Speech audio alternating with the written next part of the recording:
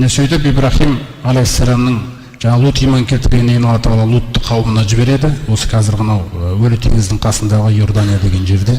Сол жерде қауымға жібереді. Лут пайғамбардың жаңа несі өте қиын болады. Оның барған қоғамы, өйткені ол басқа қоғамдарда болмаған бір нәрсені күні түні істейтін бір қоғамға келеді.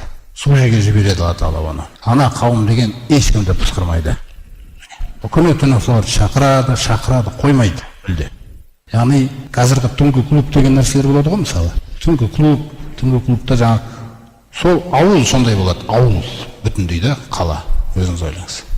Лутқа өте қиын болады. Үйінен шықпа кәне деп.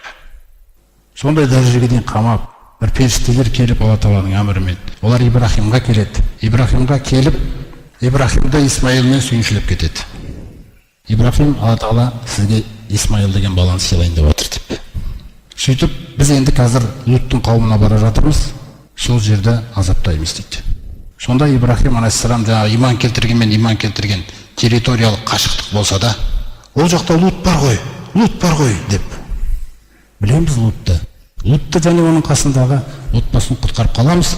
Тек қана кемпірін айтпағанда, кемпірін жаңағы қауыммен қоса тасборан қыламыз дейді. Туысқандық байланысты үзіліп кетеді екен.